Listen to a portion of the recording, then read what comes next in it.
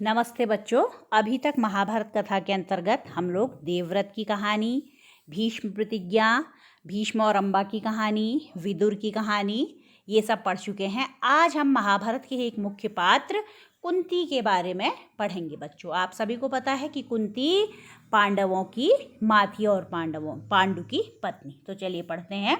यदुवंश के प्रसिद्ध राजा शूरसेन श्री कृष्ण के पितामह थे। यदुवंश यादव वंश की बात की जा रही है कि यहाँ एक प्रसिद्ध राजा थे जिनका नाम शूरसेन था और ये श्री कृष्ण के पितामह यानी दादा थे।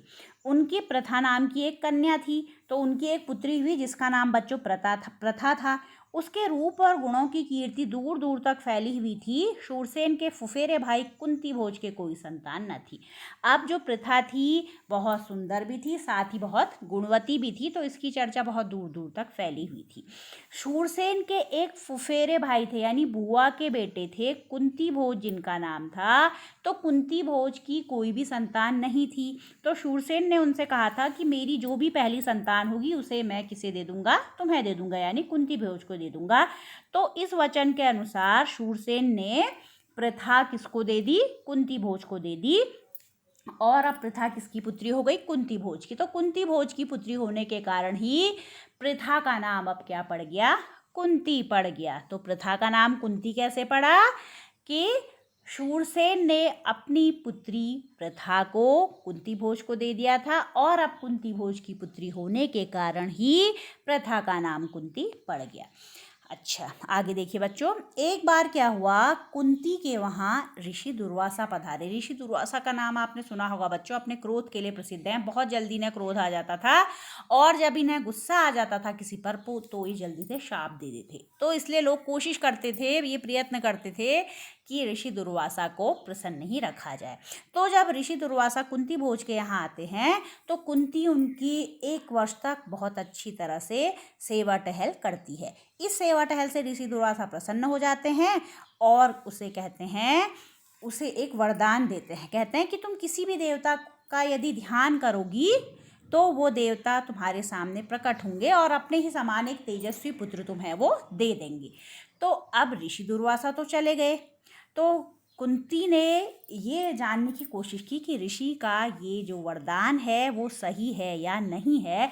तो उन्होंने सूर्य भगवान का ध्यान किया। अब सूर्य भगवान आ जाते हैं और आने के बाद कुंती को एक सुंदर बालक देते हैं और इस बालक के बच्चों बचपन से ही क्या थे, कवच और कुंडल भी इसने कान में पहने थे और कवच इसकी सुरक्षा के लिए इसको लगे हुए थे। यही बालक आगे चलकर किसके नाम से विख्यात होता है, कर्ण के नाम से। तो कर्ण किसके पुत्र हैं, कुंती के पुत्र हैं बच्चों। लेकिन क्या हुआ, क्योंकि कुंती का इस समय विवाह नहीं हुआ था, तो विवाह से पहले पुत्र होना ये उसे लगा कि लोग मेरे बारे में क्या बात करेंगे, ये समाज में उचित नहीं माना जाता है। तो उसने लोगों की बातों के डर से, लोक लाज के भय से क्या किया, अपने पुत्र को, उस कर्ण को एक पेटी में रख दिया और पेटी में बंद करके गंगा की धारा में बहा दिया। जब गंगा की धारा में ये पेटी बहती है तो अधिरथ नाम के एक सारथी को ये मिल जाती है। जब वो सारथी देखता है कि इस पेटी के अंदर से एक सुंदर सा बच्चा सोता हुआ है तो वो बहुत प्रसन्न होता है, क्योंकि वो निसंतान था। अब किसने पालन पोषण किया फिर इस बच्चे का, अधिरथ नाम के सारथी ने।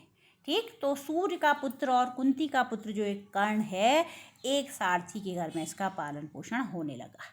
इसके बाद अभी कुंती का विवाह तो हुआ नहीं था। उन दिनों स्वयंवर की परंपरा थी, आप जानते हैं।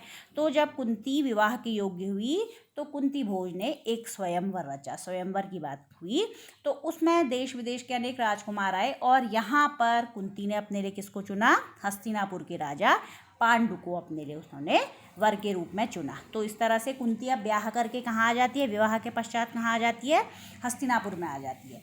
तो पांडु का विवाह कुंती के साथ हो गया। लेकिन उन दिनों बच्चों राजवंशों में क्या थी, राजा लोग एक से अधिक विवाह भी किया करते थे। ये इसके में उनका उद्देश्य कभी कभी अपना राज्य विस्तार के लिए भी रहता था और जिससे एक मित्र बढ़ जाए, इसलिए भी वो किया करते थे। तो पांडु का एक और विवाह होता है मद्र देश के राजा मद्रराज की पुत्री थी माद्री। तो इस तरह से पांडु की 2 पत्नियां कुंती और माद्री होती हैं। अब जब पांडु का राजकाज अपना चल ही रहा था तो एक दिन वो शिकार खेलने वन में जाते हैं। वहाँ पर एक ऋषि पति और पत्नी, ऋषि दंपत्ति हिरण के रूप में घूम रहे थे।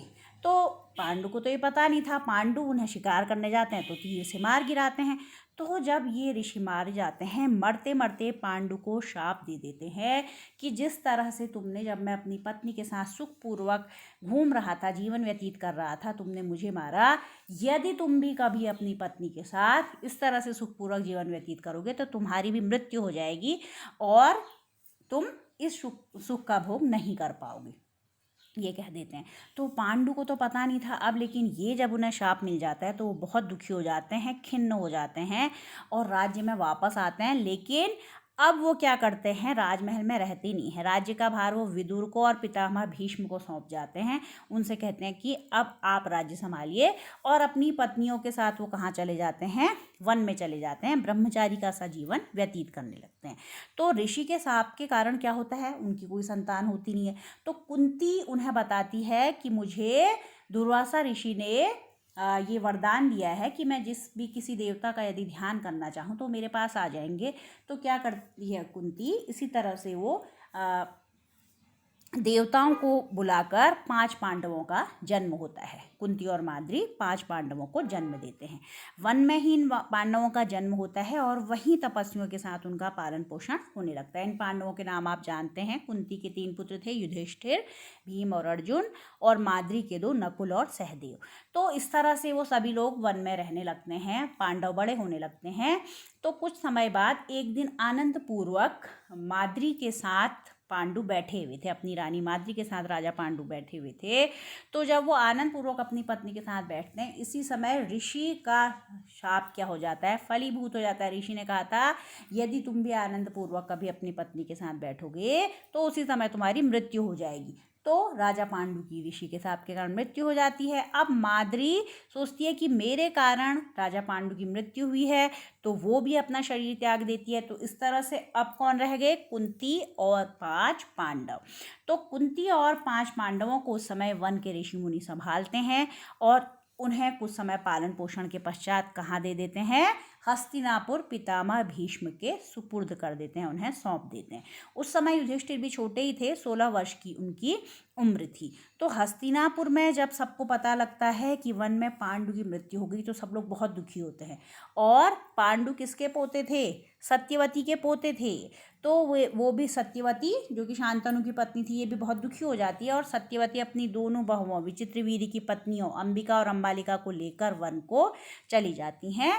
तीनों वृद्धाएं वहीं पर आगे का जीवन व्यतीत करती है। आगे उनके कुल में जो छल प्रपंच जो होने वाले थे, जो कपटपूर्ण व्यवहार होने वाले थे, वो देखना उन्होंने उचित नहीं समझा।